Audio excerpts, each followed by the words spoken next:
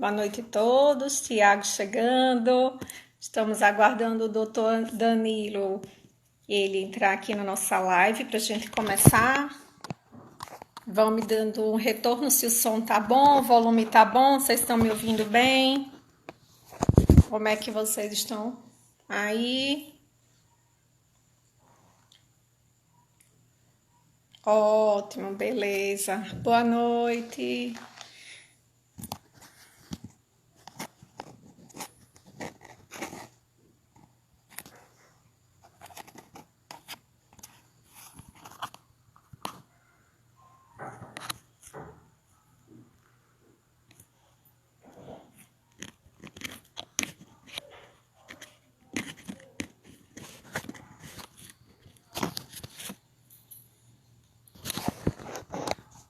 Ingrid.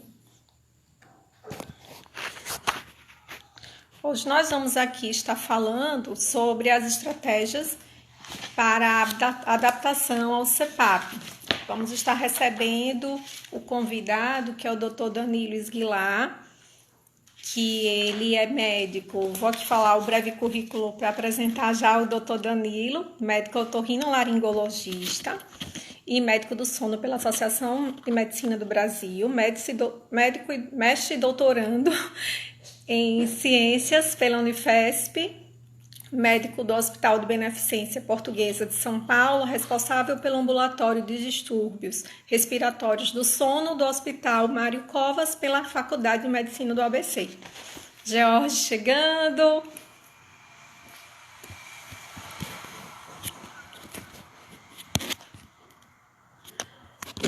Tudo bem com vocês? Hoje é uma sexta-feira, vamos aqui falar sobre um tema muito importante, que são as estratégias que a gente pode estar utilizando para adaptar melhor o nosso paciente ao CPAP.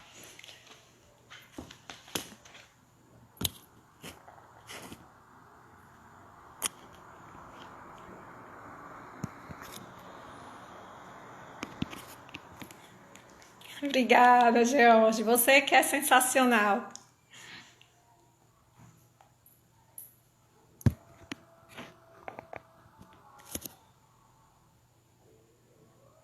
Esperar só o Danilo chegar, que ele ainda não está por aqui, para poder a gente iniciar o nosso bate-papo. Vocês já podem ir preparando as perguntas. Para quem ainda não me conhece, eu já apresentei o Danilo.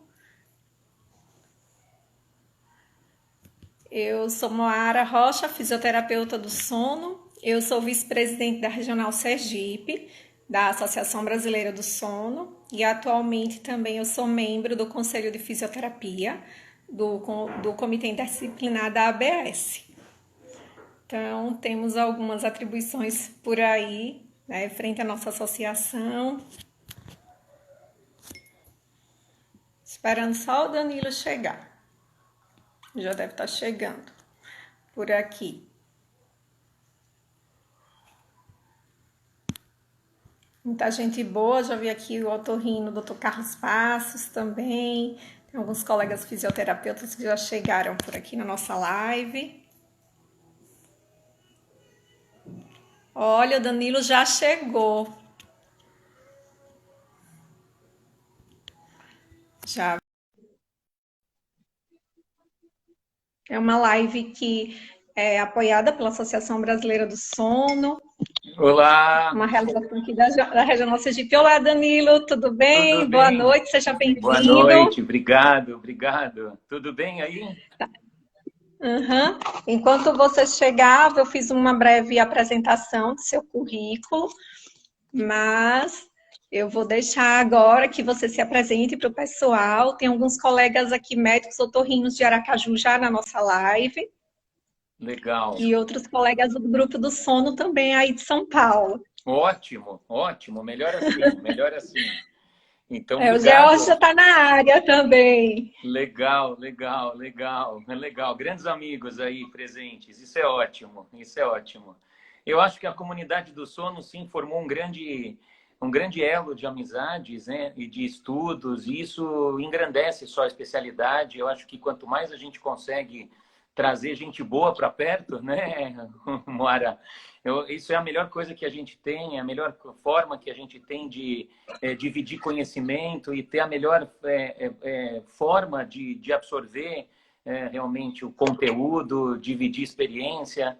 Eu acho que isso daí, de certa forma, faz a gente realmente ter como excelência a nossa especialidade, né? Então, eu queria primeiro te agradecer aí a oportunidade, né, de dividir com você essa live.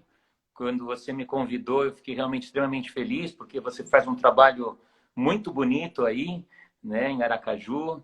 Eu acompanho aqui de longe, né, mas eu acompanho. Então, primeiro, parabéns aí pela sua atuação, né, pela sua atuação na regional da Associação Brasileira do Sono.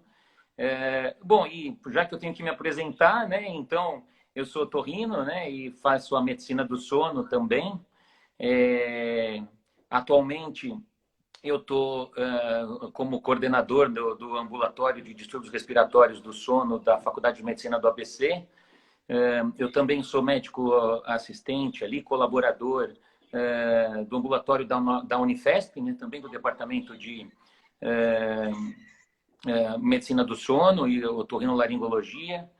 Enfim, então, eu estou na Beneficência Portuguesa, também lá, liderando lá a parte da residência, com grandes amigos também, grandes colegas. Enfim, então, a atuação é sempre ampla. E agora, felizmente, eu estou, esses 2 anos agora para frente, na Associação Brasileira de Medicina do Sono, né? Então, isso também tem me deixado bastante envaidecido de atuar aí dentro da Bom, Associação Brasileira. É realmente bem legal. E aí, você, como é que estão os atendimentos aí? Como é que estão aí nessa época aí de coronavírus, de pandemia? Como é que estão os atendimentos aí? os atendimentos atualmente, eles estão sendo feitos por telemonitoramento. Tá. Então, está bem complicado, então a gente tem utilizado a telemedicina ao nosso favor, a conectividade dos aparelhos, dos CPAPs, que nos ajudam muito a acompanhar o uso do paciente, manter um contato mais próximo. Eles têm um aplicativo que também facilita o controle deles, Sei. e eu acho que isso tem revolucionado a nossa prática. Que legal, que legal. Eu também acho que vai ser uma prática que, com certeza, a gente vai manter, né? Esse telemonitoramento, a telemedicina como um todo. É algo que vinha assim incipiente, engatinhando, mas que eu acho que vai ganhar muita força e talvez seja o maior legado dentro da nossa especialidade, que é realmente a gente poder monitorar esses pacientes à distância, né? A gente já tinha essa prática com alguns equipamentos, né, Moara? Principalmente os equipamentos que já dão aquela informação na nuvem, né? E você, de forma em Exato. casa, já podia começar a mexer, mas parecia que faltava alguma legislação para isso, vamos dizer, né? E agora, com o Uhum. advento aí de um código que, inclusive, foi aprovado aqui via ANB, né? E agora também com essa questão de uma permissão maior do telemonitoramento, da telemedicina, eu creio que isso talvez seja o nosso maior legado, efetivamente, desse quadro tão desastroso aí, né? Nessa pandemia, mais uma vez, que a gente está passando. Eu acho que realmente nós vamos passar por essas mudanças que vão ser benéficas, principalmente para a nossa especialidade, que tem essa possibilidade de controle via telemonitoramento, né? O que você acha de tudo isso? Eu acho que, como você colocou muito bem, veio para somar. Aqui no Nordeste, nós temos uma resistência muito grande, principalmente na minha cidade, em Aracaju, a essa questão da telemedicina. Eu já praticava em consultório desde que esses aparelhos foram lançados, eu já tenho o telemonitoramento, acesso remoto, como uma ferramenta de acompanhamento, mas os pacientes faziam muita questão ainda da consulta presencial. Sim. E, e agora, com o Covid, que aqui a gente teve que praticar o distanciamento, a nossa capital, os casos têm crescido substancialmente, fica muito mais difícil de ir até residência. E os pacientes que já tinham esse tipo de equipamento, fiz contato telefônico, tive que explicar, fazer um trabalho mesmo educacional, explicando o benefício de fazer o telemonitoramento, os que já tinham consulta agendada, a gente fazer aquele contato, saber como tá. E a recepção foi muito boa, Danilo. Que legal. Então, eu acho que é algo que veio para ficar, para somar. Claro que a consulta presencial, ela vai existir, mas não, muitas vezes nós vamos poder fazer a É, consulta por telemedicina e facilitar o nosso dia a dia. concordo, concordo. Você sabe que essa semana foi a primeira vez que eu fiz uma prescrição digital, aí uma prescrição online. Então, como agora nós temos essa possibilidade via CFM, por enquanto de forma transitória, mas eu fiz a minha primeira prescrição de um paciente que já era meu e não queria se deslocar até o consultório para pegar uma receita. Então, eu já usei um programa, eu tenho o meu certificado digital, e aí eu já fiz essa assinatura digital. E, poxa, foi uma felicidade para mim, né? Eu acho que isso, de certa forma, é um avanço para a área médica como um todo, e aí eu incluo todos da área médica que podem se beneficiar com essa telemedicina e o telemonitoramento, desde que, assim, as circunstâncias permitam. Eu acredito que não vai substituir efetivamente o contato. Eu acho que muitas vezes, quando a gente fala de CPAP, então, mais ainda, né? Que é aquela efetividade do tratamento, e a gente sabe isso, né, Moara? Que de tantas formas que a gente tem de melhor adesão ao CPAP, seja ela porque a gente coloca um umidificador, seja porque a gente coloca um equipamento automático, a gente sabe que ainda hoje nada suplanta os programas de educação médica, né? Que seria o quanto o paciente é engajado com a sua doença, o quanto ele entende o problema no qual ele permanece e a importância que tem o profissional nesse momento em engajá-lo para o tratamento, né? Isso eu acho que é fundamental.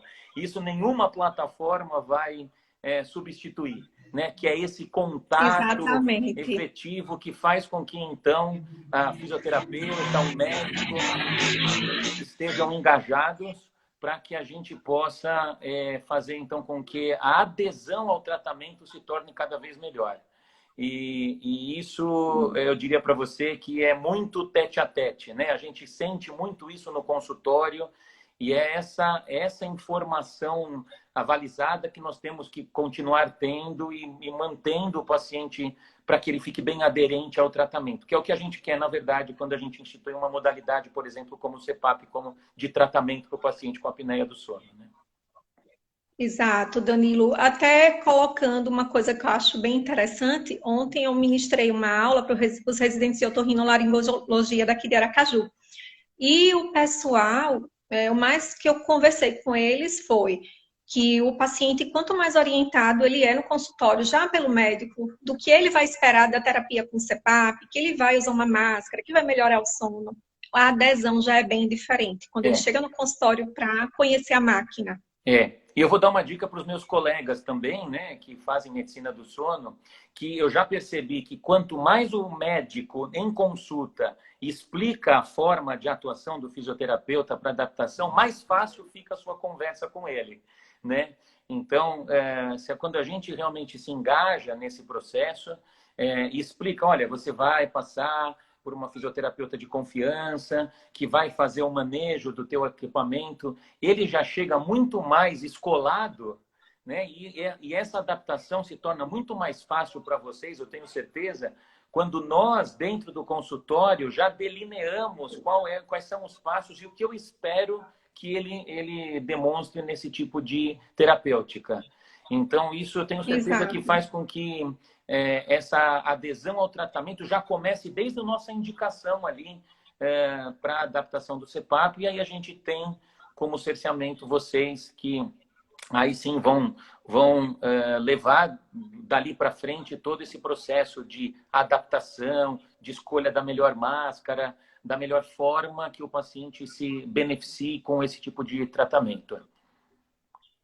Isso, exatamente. Desde que, como você colocou muito bem, eu li até algumas matérias falando que muitas vezes o paciente já orientado até no próprio laboratório do sono, ele também já tem uma adesão melhor.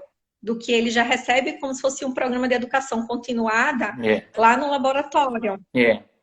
Não tenho dúvida. Eu acho que quando o paciente realmente se engaja para isso, a adesão é melhor.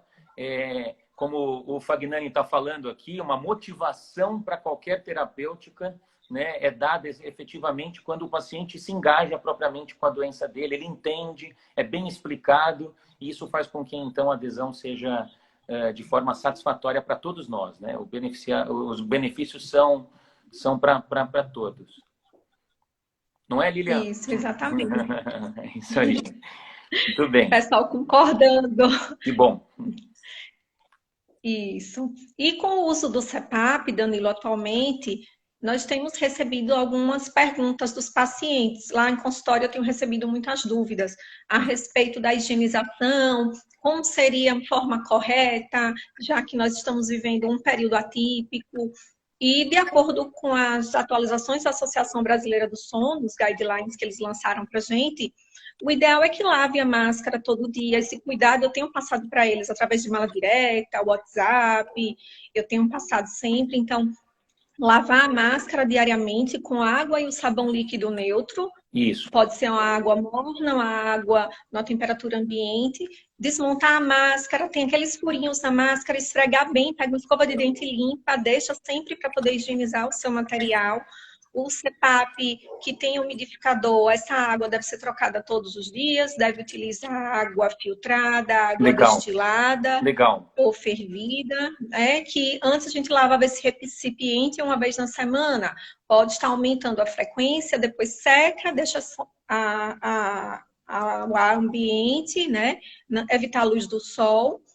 Nos casos de Covid, o que nós temos visto é que continua a lavagem do material com a água e o detergente líquido neutro ou sabão líquido e passar depois o álcool a 70% por fora das superfícies, tanto da máscara como da traqueia. Perfeito, perfeito. Eu acho que essa é a grande mudança neste momento. É a utilização do álcool 70%, ainda que de forma transitória. A gente sabe que muitas vezes essas superfícies podem ressecar se usado em longo prazo, o álcool 70%. Mas eu acho que este é o momento, sim, da utilização do detergente enzimático associado ao álcool 70%. Isso. E limpar sempre, né, por fora, o CPAP com um pano úmido, o quarto, né, o piso, o paciente pode usar água com hipoclorito, com água sanitária, ou álcool a 70% também. O ambiente bem ventilado também é importantíssimo. Evitar o uso de ar-condicionado em caso de Covid, né? O umidificador não vai ser usado. Sim. São perguntas frequentes que eu tenho recebido dos pacientes. Até a Evelyn abordou em uma outra live com a doutora Andréa muito bem esse tópico, mas aqui temos pessoas que podem não ter assistido, a gente pode reforçar. Sem dúvida, e você já está reforçando muito bem. Acho perfeito, acho perfeito. Outra pergunta, Danilo, que eu tenho recebido dos pacientes também, é em relação à apneia do sono e o Covid. Se tem apneia do sono e descobre que está com Covid positivo, deve usar o CPAP, deve continuar o tratamento? Essa foi uma das maiores dúvidas, inclusive para a gente que elaborou o consenso. Eu participei desse posicionamento da ABS/BMS, né, a respeito disso. Aí a maior dúvida era, será que a gente mantém o uso do CPAP, né? Quer dizer, numa balança, o que seria interessante, né? Pedir para ele parar de usar e aí eu descubro do ponto de vista da apneia do sono, mas ao mesmo tempo eu deixo de infectá-lo, infectar os parceiros de quarto, né? Ou então pedir para manter o uso com o prejuízo, talvez, de dispersão das gotículas através do aerosol que o próprio CPAP pode projetar, né? Então, realmente foi bem difícil a gente ter isso como diretriz, né? Isso veio à tona, efetivamente, como que a sociedade poderia se posicionar. E a melhor forma que existe para isso é que se o paciente pode se deslocar para um quarto sozinho, é a melhor forma que a gente tem. Principalmente se ele tem um banheirinho ali acoplado, né, uma suíte, isso facilitaria muito. Isso porque nós estamos falando de uma doença plural, né? Que se manifesta desde quadros febris, com tosse, falta de ar, até o que nós sabemos daquele quadro assintomático, né? Que é o portador assintomático e que realmente ele vai estar transmitindo a doença sem sequer saber se ele tem a patologia.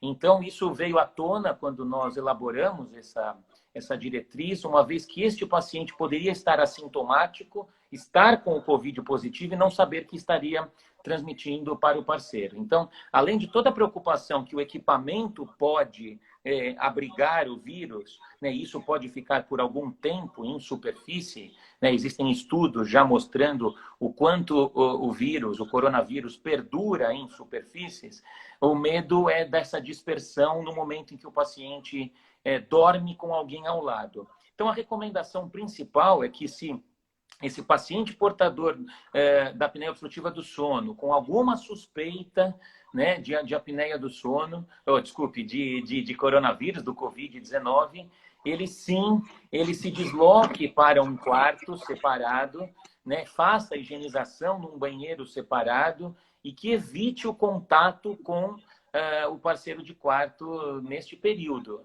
né? Então, a gente recomenda assim, que tenha todo esse cuidado, essa cautela, porque muitas vezes a dispersão pode vir em momentos de aerosol, né? Você sabe que às vezes a gente não vê, né? Isso em olho nu a gente não vê. A pessoa não precisa estar tossindo para isso. Só a dispersão da exalação no momento da expiração, né? Na máscara mesmo, isso pode ser já transmitido naquele ambiente. E isso, de certa forma, prejudicar quem dorme ao lado do paciente com essa suspeita, né? Então, enfim, essa seria a recomendação primordial para esse.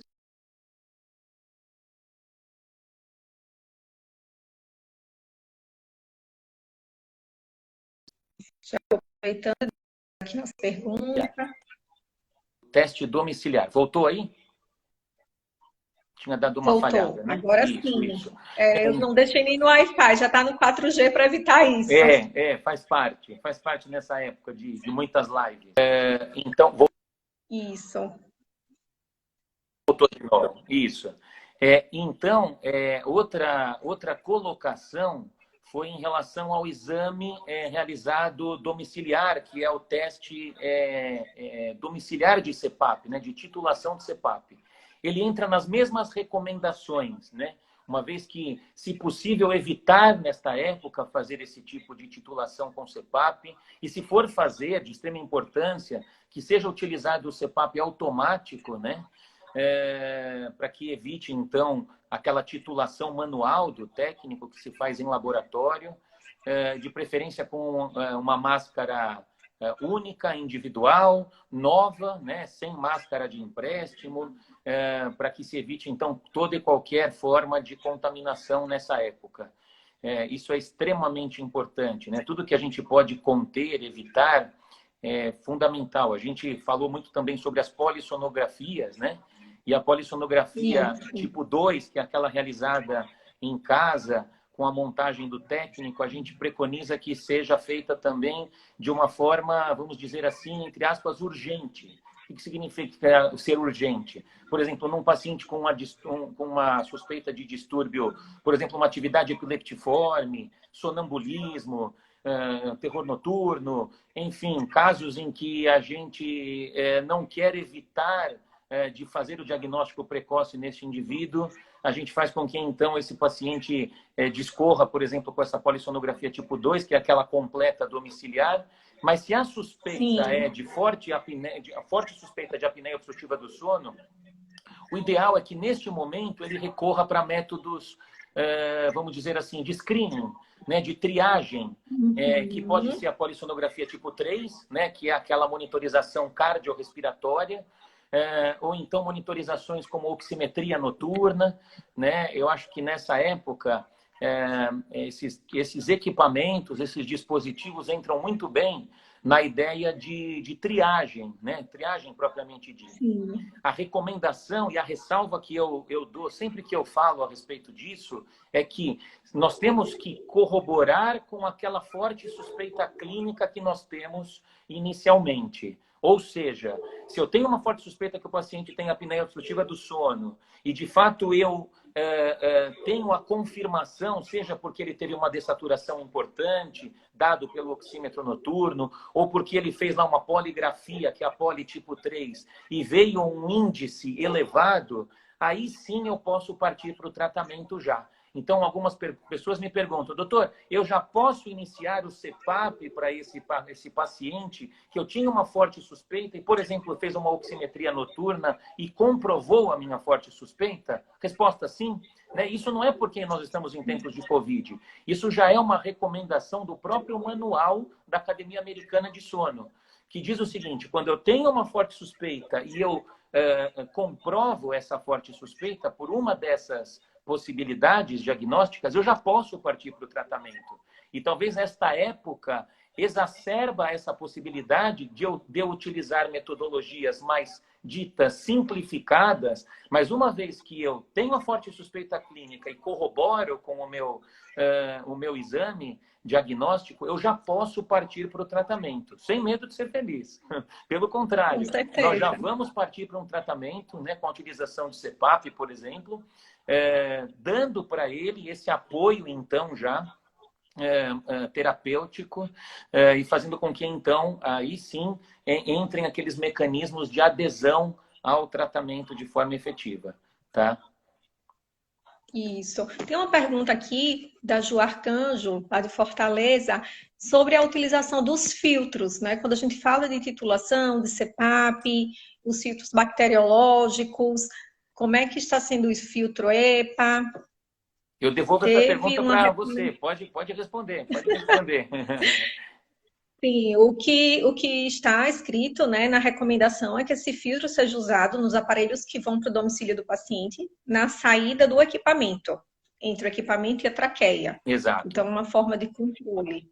Então, é dessa forma que os filtros eles têm sido recomendados. Exatamente, exatamente. E sempre... Outra... Não, e evitando realmente, por enquanto, a manipulação, né, desses filtros. Depois a gente vai ter que fazer uma troca desses filtros de forma mais precoce, talvez, que o normal. Então, tomando cuidado com a manipulação disso, né? Uma vez que você coloca esse filtro, utilize aí por esse tempo desejado, nesta época de pandemia, para depois manipulá-lo, né? E todo cuidado é pouco. Sim, Como sim, você sim, mesmo falou, sim. temos que tratar esses pacientes como se eles já tivessem Covid, que vão fazer o exame domiciliar, Eu porque acho a nós não melhor sabemos. forma. Da mesma forma que a gente está se prevenindo no contato social, no contato da gente se cumprimentar de cotovelo, né? Essa prevenção faz todo sentido também para o paciente usuário de CPAP. Eu acho que é extremamente prudente da nossa parte da área da saúde. Isso. Uma pergunta também que os meus pacientes têm feito é, já que eles têm apneia do sono, eles são um grupo de risco para o COVID-19? Essa é uma ótima Ficam pergunta. com medo. Essa é uma ótima pergunta. Não é ainda recomendado, não é ainda projetado pela Organização Mundial da Saúde que o paciente apneico seja realmente um grupo de risco para o Covid-19. Porém, né, dentre os 4 grandes fatores de risco, né, para a apneia do sono, que é o sexo masculino, que é a idade acima dos 60 anos, que é a obesidade, alterações crâniofaciais, 2 deles perfazem o que nós chamamos de grupo de risco para o Covid-19, que é a idade acima de 60 anos, né? Então, nós sabemos que essa é uma patologia que incide mais nos idosos do ponto de vista de complicação, né? Então, como nós estamos lidando com pacientes mais idosos do ponto de vista da apneia do sono, nós temos que nos preocupar que talvez esse seja aquele paciente, então, que também seja grupo de risco para o Covid-19. E outra coisa é o fator obesidade, que entrou realmente como um grupo de risco. Talvez porque esses pacientes mais inflamados, e o obeso tem essa característica também de um processo inflamatório maior, sejam talvez o grupo de risco para o Covid-19. As hipóteses diagnósticas para isso é que o que nós sabemos hoje é que os pacientes que têm potencial risco de desenvolver doenças graves dentro do Covid-19 são aqueles pacientes que, teoricamente, teriam o que nós chamamos hoje de tempestade de citocinas, ou seja, uma exacerbação de um processo de defesa. né? Então, num determinado momento, esses pacientes com Covid-19, principalmente esses pacientes mais inflamados, eles, num determinado momento, eles começam a atacar o próprio organismo, como uma produção de autoanticorpos. E essa exacerbação de controle do Covid-19 é o que faz muitas vezes o paciente ter alguma piora, vamos dizer, pulmonar, atingir órgãos-alvo, né? Então, às vezes a gente pensa, é o vírus que está penetrando no pulmão e gerando a pneumonia para que esse paciente tenha as morbimortalidades aumentadas. De certa forma, sim, mas é porque ele perdeu o controle imunitário por conta de uma patologia mais séria. E quem são essas pessoas que perdem esse controle imunitário? O que nós sabemos é que são essas pessoas que já têm doença crônica, e aí o obeso, mais uma vez, entra nesse grupo de risco por ele ter mais inflamação, e, portanto, então, mais alterações metabólicas, muitas vezes envolvidas, né? E isso fazer com que, então, esse seja um grupo em que a gente olhe com bastante critério, que podem agravar e ter patologias mais sérias inerentes ao Covid-19. Exato. Eu tenho até conversado com os colegas do sono nas reuniões científicas, a gente troca umas figurinhas, e um fato que a gente sempre discute é essa questão da obesidade. Eu tenho no consultório 90% dos meus pacientes, eles são obesos ou têm sobrepeso. Sim. E a questão de perder peso é muito difícil, eles têm uma resistência altíssima a fazer dieta, a fazer atividade física, e no momento que nós estamos vivendo, sabendo que obesidade já é um preditor, é algo que eles precisam até pensar melhor. Eu concordo, eu concordo. É isso mesmo, é isso mesmo. Tem que tomar todo cuidado mesmo. Isso. Outra pergunta, Danilo, também muito frequente que eu tenho recebido, eu recebi umas perguntas hoje aqui já para a nossa live. Ótimo. Falar do paciente que ele já usa CPAP e ainda continua respirando pela boca, né? Eles me perguntam sempre, ai, doutor, eu coloquei a máscara, mas a boca ainda está abrindo, o que é que eu faço? O que será que está acontecendo comigo? Isso é muito, muito frequente. Isso quando eles não vêm com queixa oral mesmo, de boca seca, né? Ou então até aquele ruído, né? Fala, olha, meu parceiro fica falando que agora eu fico assoprando pela boca durante a noite, e aquilo que parece que foi meio trocado o ruído, né? Eu não ronco mais, mas eu fico exalando o ar pela boca, que continua acompanhando. E muitas vezes a gente vê até no relatório do CPAP, né, do cartão de memória do CPAP, que às vezes esse índice de apneia e hipopneia fica aquém do que a gente espera de normalização, que é o índice abaixo de 5, né? E muitas vezes a gente avalia que a pressão, às vezes, muito alta, né? Fala, puxa vida, tem alguma coisa acontecendo. Então, ou o paciente nos dá essa pista de forma clínica, ou a gente já vê dentro do relatório do cartão de memória possibilidades disso estar ocorrendo, né? Bom, aí existem dois grandes artifícios, né? Um deles mais imediato, raciocínio, que é pedir para se usar talvez uma queixeira, né?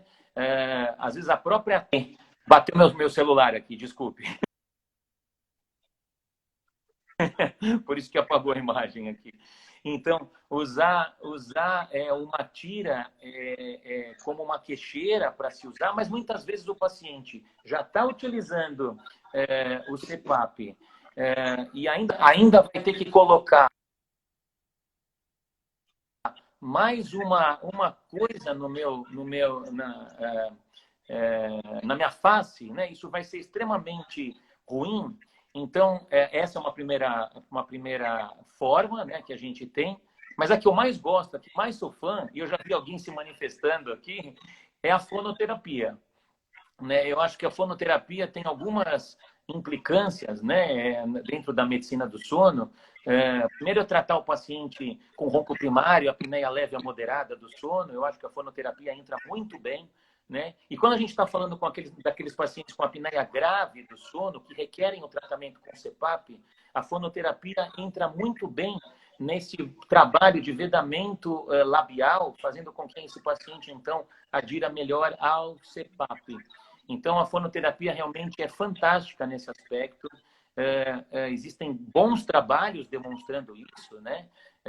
Eu conheço da Giovana Diaféria, que é lá do nosso grupo, lá da Unifesp, né? Mas existem outros, né, que realmente demonstram a importância da fonoterapia. A Miriam está aí também, faz parte lá do nosso grupo, é fono lá do nosso grupo da Unifesp, e que faz um trabalho fantástico aí, realmente, de adesão ao CPAP com a fonoterapia, tá?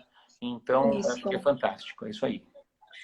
Eu trabalho muito com a queixeira e também trabalho em parceria com fonoaudiólogos do sono aqui. Até Tiago Ferreira, nosso fonoaudiólogo, está aqui presente na live. Legal. Mas os pacientes, Danilo, eles ainda acham que a correção ela poderia ser cirúrgica, porque se eles estão abrindo a boca, se a máscara está lá fornecendo fluxo de ar, será que não tem uma obstrução no nariz? Não tem algo na garganta que esteja impedindo esse fluxo de ar e que a boca abre? É É, uma dúvida que eles também levantam. tem que ser avaliado, tem que ser avaliado. Aí existem duas formas, né? Primeiro, sim, tem um fator obstrutivo, né, gerando, de fato, uma dificuldade da adaptação da máscara nasal. E a outra, sim, às vezes o paciente tem uma flacidez mesmo nessa região e mesmo não tendo grande obstrução, ele precisa da fonoterapia de forma, assim, bem específica para esse tipo de terapêutica. Então, uma coisa não puxa a outra sempre, né? Por isso que é um conjunto, né? A gente precisa do otorrino, da físio, fono, de uma avaliação, muitas vezes, de um cirurgião, de um bucomaxilo. Enfim, é uma equipe multidisciplinar que se debruça com o tratamento do paciente. Bom, e aí? Afinal de contas, aonde entra o otorrino nisso tudo? De certa forma, quando ele passa no meu consultório, eu vou avaliar se ele tem desvio de septo ou alguma outra alteração, né? Como, por exemplo, pólipo, como, por exemplo, uma rinocinusite crônica. Então, do meu feitio já pedi, quando eu começo a trilhar esse paciente, lá na anamnese, quando eu vou precisar de exames secundários, eu costumo pedir não só a polissonografia, mas uma tomografia de seios da face também, né? Então, a minha anamnese e o meu exame como um todo é baseado, então, de novo, na anamnese, num exame físico detalhado, sempre naquela nasofibroscopia, que é aquela câmerazinha que o otorrino passa, você conhece bem, né? Então, Sim. passa lá do nariz e vai até a região da laringe, e depois ainda eu tenho a tomografia em minha mão. Então, na verdade, eu me cerco de todos esses exames, né? Anamnese. Então, eu pergunto, né? Como é que são seu histórico de rinite? Tem ou não tem? Né? Se eu tenho dúvida, eu solicito o IgE, né? Que é uma imunoglobulina que me denota a possibilidade desse paciente ter rinite alérgica, propriamente dito. Existem as rinites não alérgicas também, então não afasta a possibilidade de eu tratar esse nariz de uma forma diferente que eu trato as rinites alérgicas, né? Então, eu faço essa diferenciação no consultório, primeiro de tudo, depois eu peço uma nasofibroscopia, eu mesmo faço lá no consultório, e depois eu me pauto da tomografia para avaliar desvios de septo. Bom, eu, como todo bom otorrino cirurgião, adoro cirurgia de septo, né? Eu acho que é uma cirurgia rápida, hoje muito simples, porque a gente faz de forma endoscópica. É uma cirurgia que a maioria delas hoje sai sem tampão nasal, né? E a gente tem uma visão muito boa hoje com o endoscópio, né? No passado, se operava praticamente no olho, né? E se operava depois, numa época, com microscópio. Imagina, você colocava um microscópio na região do Meu nariz Deus. e operava. Com o advento do endoscópio, a coisa ficou muito mais fácil, né? Então, hoje a gente faz a cirurgia de septo, a cirurgia de cornetos toda utilizando o endoscópio, o que facilitou muito para a gente, tanto a operação como um todo, quanto a forma de utilização do cautério ou de substâncias hemostáticas que fazem com que a gente, então, gere para esse paciente uma recuperação mais precoce sem a utilização de tampão. Bom, por que eu estou falando tudo isso, né? Porque quando realmente esses pacientes têm desvio de septo, eu digo para você, eles têm que começar pelo nariz. Afinal de contas, eu aprendi com a minha mentora, que é a Fernanda Haddad, que fala assim, a via aérea começa pelo nariz. Se a gente não atuar no nariz, não adianta depois eu querer tratar faringe, começar a olhar para hipofaringe, base de língua, sem antes cuidar do nariz, né? Então, o que a gente faz é, sim, liberar e tornar pérvia a passagem de ar através do nariz, e aí depois é muito validado em relação ao que o paciente tem de queixa primeiro, né? Se eu estou diante de um paciente com síndrome da resistência das vias aéreas superiores, de repente eu posso resolver por si só com uma cirurgia de desvio de septo, ponto. Se eu estou diante de um paciente com apneia leve, moderada, talvez essa cirurgia de septo seja para adaptar dispositivo como aparelho intraoral confeccionado por dentistas, que também entram de uma forma muito satisfatória dentro dessa gama de profissionais que conseguem ajudar o paciente como um todo, de forma global, né? E quando eu estou diante de um paciente com apneia grave do sono, o nariz entra para melhor adaptação do CPAP, né? Existem alguns trabalhos mostrando que uma simples cirurgia de desvio de septo reduz em torno de 2 pontos, 2 centímetros de água, a pressão de suporte do CPAP. Então, olha que interessante, um paciente que tem, por exemplo, a necessidade de suporte de 12 centímetros de água de CPAP. Eu emito para ele, então, a possibilidade de uma cirurgia septal, fazendo com que esse paciente, então, fique com 9 ou 10 centímetros de pressão, o que fica muito mais confortável para o paciente, e tem um, e a adesão ao tratamento fica muito mais satisfatória, e tem 2. Com certeza. Alguns pacientes também, eles falam muito naquela cirurgia feita antigamente, né, na vulvopalatoplastia.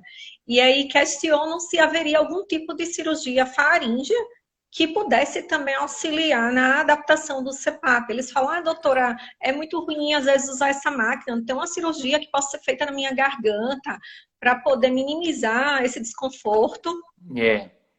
Eu estou vendo uma coisa aqui, só... tem 2 pacientes meus que se manifestaram aí. Olha, eu juro que eu não pedi para os pacientes entrarem, viu, na live. Eles entraram espontaneamente. E estão manifestando uma melhora satisfatória da respiração, né? Então, a Elô aí, um beijo para você, o Leandro, um abraço para você. Realmente são pacientes queridos que estão se manifestando aí, super legal, de forma voluntária, o quanto a gente gosta realmente dessa cirurgia septal para melhor adaptar dispositivos como aparelho intraoral e o CPAP, né?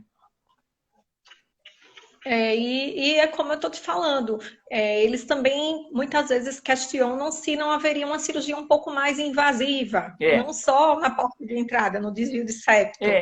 Então, aí o otorrino, né, também é da nossa alçada avaliar a possibilidade de alterações faríngeas, né? Então, que hoje o otorrino se baseia praticamente nas amígdalas grandes, né, que são aquelas amígdalas ditas 3 e 4, que são amígdalas grandes efetivamente, e que a literatura já amplamente demonstrou isso para a gente, a possibilidade que esses pacientes têm de melhora, uma vez que são submetidos à cirurgia, né? E hoje tem vindo também uma possibilidade de operarmos os pacientes com amígdala grau 2, que não são amígdalas tão grandes assim, mas que se comportam como uma amígdala grau 3 e grau 4, que é quando o pilar, não sei se você já viu isso, Moara, quando o pilar assim é mais medianizado, quando você olha, assim, a amígdala está ali, ó, pequena, mas parece que o pilar posterior fecha a região da orofaringe ali. E hoje a gente tem olhado com mais critério para esses pacientes.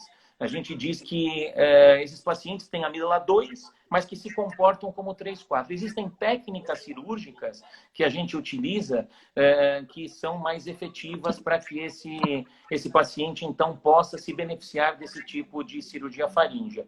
E eu digo para você que isso também seria, talvez, o início de um processo, uma vez que eu estou diante de uma apneia grave do sono. Eu estou me referindo a apneias gravíssimas mesmo, né?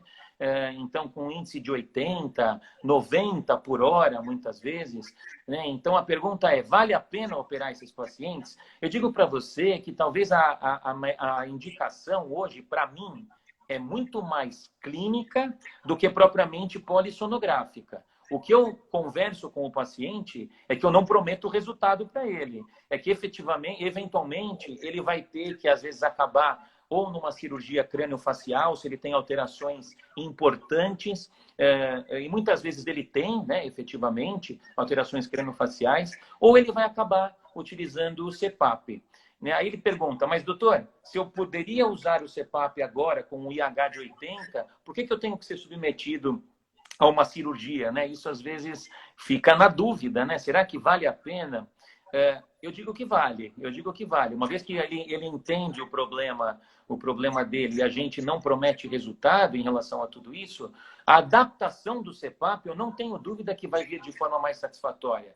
Então, a pressão do CPAP diminui efetivamente. Eu tenho casos em que a gente faz testes com CPAP pré-cirúrgico e avalia a pressão de suporte que esse paciente necessita. O pós-cirúrgico mostra que muitas vezes essa pressão vem menor, o que faz com que esses pacientes se adaptem de forma mais categórica a essa modalidade ventilatória.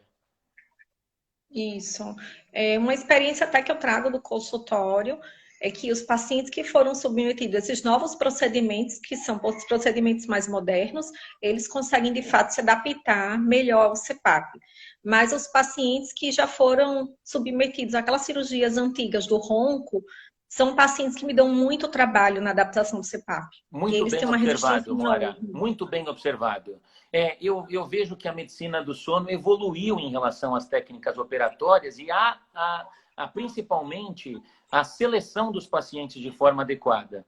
Como eu estou falando para você, eu não opero, por exemplo, uma amígdala 1 ou uma amígdala grau 2 que não tem esse comportamento de amígdala 3, 4. Né? Efetivamente, eu acho que não vale a pena. Aí sim, esse paciente vai direto para o CPAP. Agora, quando eu vejo uma indicação formal, clínica, de exame físico, eu creio que vale a pena, porque aí sim a gente tem respaldo na literatura, demonstrando sim que esses pacientes se beneficiam, caem em índice de apneia e hipopneia, pode até resolver em alguns casos, e aí a gente tem hoje como critério de sucesso a queda de 50% do índice de apneia e hipopneia basal, com esse IH abaixo de 20. Hoje isso é para a gente o critério de sucesso cirúrgico, tá? Mas se eu não chegar nesse critério de sucesso, né, queda de 50%, IH abaixo de 20, aí sim eu preciso combinar que o paciente precisa fazer adaptação de outros dispositivos. Ele pode ir para um aparelho intraoral, se eu conseguir trazê-lo, por exemplo, para uma apneia mais moderada. Né? Então ele diz, olha, eu não quero usar CPAP, eu tenho um índice de 40, por exemplo. Né? Então aí eu faço uma cirurgia e eu consegui transformá-lo para um índice de 20, ou de 15, ou de 12, né? Eu ainda não vou estar tranquilo, né? Porque quando eu olho para aquele índice de apneia, ainda vai sobrar alguns eventos de apneia. Então, o que eu faço? Eu já combinei previamente com ele a cirurgia, que ele teria que fazer a adaptação de algum outro dispositivo. O que para ele está ótimo, porque ele veio no meu consultório para, por exemplo, doutor, infelizmente eu não quero usar esse CPAP. Então, o que o senhor pode fazer de diferente para mim? Se ele tem a indicação clínica, eu indico a cirurgia para depois, por exemplo, dar oportunidade para ele utilizar aparelho intraoral ao invés do CPAP, caso seja de gosto dele, de oportunidade que ele me dá para que seja feito alguma alternativa à utilização do CPAP. Isso, foi muito bem colocado, porque atualmente as pessoas, né, os profissionais do sono vêm discutindo bastante sobre a questão do desmame do CPAP. Existem pacientes que começam o tratamento do CPAP, eles perdem peso, repetem polissonografia, conseguem diminuir o IH, e por que não tentar um IO? Isso. Então, discutir com o profissional. Eu sou fisioterapeuta, eu atuo na área do sono, eu conheço as terapias auxiliares que podem também ajudar o paciente, por que não tentar? Acho que seguir o follow-up, o paciente se adaptou ao CPAP, ele continua bem, ok, perdeu peso, vamos reavaliar, a gente sabe que há mudança na pressão do CPAP, provavelmente no IH dele também, e discutir com a equipe. Eu sempre gosto de reforçar, quando eu palestro para os alunos ou para os colegas, que é importante essa relação do fisioterapeuta com o médico, porque para discutir o caso do paciente, eu tive um paciente mesmo jovem, que ele tinha um IH de 87, fez uma cirurgia de desvio do septo, melhorou a adesão ao CPAP, perdeu peso e ele saiu de 84, depois da cirurgia de desvio, para 11 Olha de só, IH. olha só. Um, um paciente jovem que eu não via motivo, não era hipertenso, não tinha nenhuma outra comorbidade, então não via motivo de mantê-lo no CPAP. Perfeito. Então, conversei com o médico otorrino, trabalho bastante com esses médicos aqui em Aracaju, a gente discutiu, a gente encaminhou para profissional, hoje ele está super bem, ele está ótimo, já repetiu polissonografia com a IO, está tudo bem, tá? Isso é muito gratificante. Adaptado, né? Adaptado. Isso. Isso, adaptado. Fantástico, fantástico. Então, eu vejo o quanto essa conversa é importante e eu tenho, assim, os dois lados, né? Eu tenho aquele paciente que fala, doutor, eu uso o CPAP e vim aqui para o senhor me dar uma outra modalidade de terapêutica. Né? E aí eu avalio uma série de fatores, né? Uma série de fatores. Então, primeiro você falou daquele paciente que perdeu peso, né? Que fez lá uma dieta, chega no teu consultório e roda lá de novo o cartão de memória para ver se realmente diminuiu a possibilidade do CPAP. A primeira coisa que a gente olha é se realmente normalizou o índice de apneia e hipopneia, né? E o quanto essa pressão é necessária ou não. Quando isso é satisfatório, é sinal que o peso influenciava para esse paciente. Mas nós temos aqueles pacientes que não melhoram, né? Mesmo com a perda de peso. E aí a gente tem que avaliar alterações craniofaciais, né? Ou se ele está dentro daquele fenótipo de fatores musculares envolvidos, né? Que muitas vezes hoje a gente pode se deparar com esse tipo de pacientes que eventualmente perdem peso, mas o fator dele de obstrução era muito mais esquelético ou então neuromuscular envolvido, né? E a outra coisa que eu avalio, e aqui o Fagnani também perguntou, e isso é motivo de muitas perguntas, né? O que você olha, né? Você olha para o IH simplesmente, né? Você olha para a oximetria, e é o que eu ia falar desse outro lado do paciente que chega no nosso consultório e pede, olha, eu quero trocar de modalidade. Então, eu avalio primeiro o exame físico dele, né? Quer dizer, ele é um grande retrognata, ele é um grande obeso, né? Será que dá para ele como você usou bem o termo, um desmame do CPAP para outra modalidade terapêutica? Primeira coisa que eu olho. E outros são os fatores polissonográficos, né? Uma das formas que eu questiono muito se esse paciente pode se adaptar a outras modalidades são as dessaturações, né? Um paciente que dessatura muito na polissonografia basal, a gente sabe hoje que as adaptações de fonoterapia e aparelho intraoral são questionáveis, né? Agora, se eu estou diante de um paciente que tem mais hipopneia do que apneia, se eu tenho um paciente que não dessatura na polissonografia, e mesmo assim ele tem um índice de apneia e hipopneia acima de 30, né? Eu avalio, por exemplo, ele tem uma leve retrognatia. Se ele tem um bom avanço mandibular, esse talvez seja aquele paciente bom para o aparelho intraoral, apesar de ele estar dentro de um índice de apneia e hipopneia acima de 30. Né? Então, na verdade, é um conjunto de fatores que a gente avalia hoje, né, para que a gente veja quais são os fatores de boa resposta para uma determinada terapêutica ou para outra. Ele se adapta a um CPAP? Sim. Se ele estiver bem adaptado, ele fica no CPAP. Mas se ele vem no meu consultório buscando alternativas ao tratamento com o CPAP, eu vou avaliar se ele tem fatores de boa resposta, por exemplo, para um aparelho intraoral. Né? Então, paciente jovem, paciente magro, paciente que tem a tendência de ter mais hipopneia do que apneia, não ter dessaturação, apneia posicional, né? A maioria dos artigos hoje fala a respeito de adaptação do aparelho intraoral de forma satisfatória para pacientes que têm apneia posicional, apesar que tem um artigo aí que surgiu há um tempo refutando essa informação, mas a maioria dos artigos consegue corresponder que os pacientes com apneia posicional respondem melhor ao AIO, né? E se ele tem um bom avanço mandibular. Esse eu acho que seria o maior fato para que a gente possa avaliar. Você já viu aquelas pessoas que colocam o queixo para trás, para frente, e tem lá, sei lá, 1,5 centímetros de avanço, né? Então, isso é fundamental para a gente avaliar e determinar, então, se esse paciente pode migrar do CPAP para o aparelho intraoral. É diferente quando esses pacientes não têm um bom avanço, principalmente os pacientes de descendência oriental, né? Você pede para ele fazer aquele avanço, aquela protrusão mandibular, ele não tem, não tem. Não vai. Então, é assim, isso depende, né? Depende. A gente tem que avaliar um contexto, né? A Lilian está aqui, que legal, Lilian, que você está aí contribuindo. Ela é uma dentista do sono, assim como outros profissionais que eu tanto admiro que estão aqui nessa live. Então, assim, corroboram com isso. É um conjunto, né? Um conjunto. E muitas vezes eu preciso mandar para o dentista para essa avaliação, né? A gente faz uma avaliação ainda que a olho nu no consultório, mas eles precisam colocar aquela reguinha chamada régua de George Gauss, que faz com que a gente entenda, então, qual é a possibilidade desse paciente ter de avanço. Né? E se nada disso der certo, se eu achar que ele tem uma alteração esquelética muito importante, ele vai para os meus amigos bucomaxilo para fazer uma cirurgia que hoje eu diria para você, a segunda ferramenta para tratar um paciente com apneia grave do sono. Aquele paciente com apneia grave, com alteração crâniofacial importante, jovem, é aquele paciente que eu mando de olho fechado para uma avaliação do bucomaxilo. Né? Então, isso seria fantástico, esse tipo de possibilidade. Estamos chegando aqui ao final já da nossa live, nos últimos minutos. Tem aqui só uma pergunta da Yasmin, que é a fono.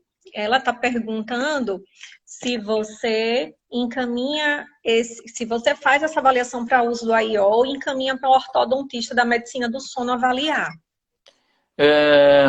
Sim, sempre. A avaliação é sempre multidisciplinar, né? A gente tem um conhecimento global para dizer, você tem que ir por esse caminho, você vai por esse caminho, você vai para aquele outro, né? Então, na minha cabeça, eu já tenho basicamente algo de forma protocolar, né? Por exemplo, um paciente grave com obesidade, esse paciente tem que fazer adaptação de CPAP, pelo menos inicial, para ver se ele se adapta, junto com uma avaliação com nutricionista, com nutrólogo, né? Se eu tenho uma possibilidade que esse paciente ele é um paciente magro, jovem, com apneia grave, não, eu prefiro que ele faça também uma avaliação com o bucomaxilo, né? Se eu estou diante de um paciente com apneia leve do sono, leve a moderada, com uma alteração de retrognatia, eu peço para o dentista avaliar para saber se ele tem possibilidade de um bom avanço e adaptação de aparelho intraoral. Ele já passou por mim para saber se ele não tem alterações de desvio de septo, para fazer então com que eu faça primeiro o desvio de septo para que depois encaminhe, seja lá para adaptação de CPAP ou seja para adaptação de aparelho intraoral.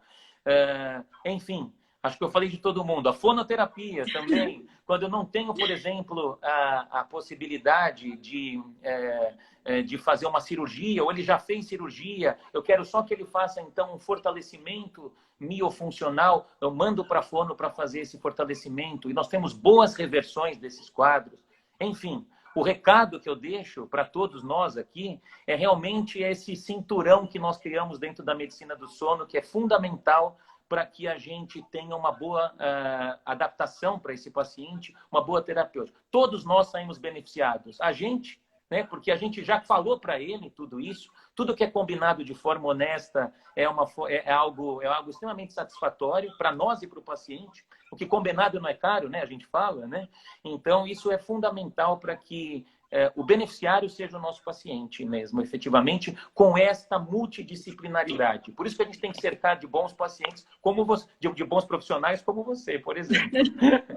Que é isso, obrigada. Danilo, a gente já está, né, chegando aos últimos minutos aqui da nossa live.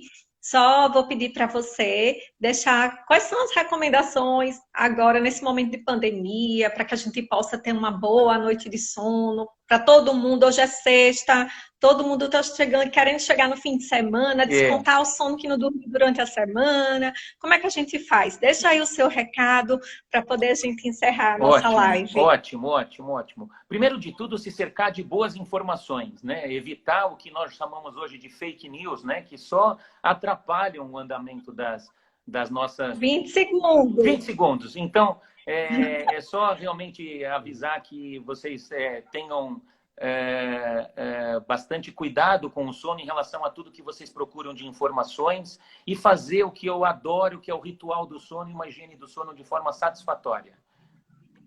Perfeito. Gostaria de agradecer a todos. Muito obrigada pela presença.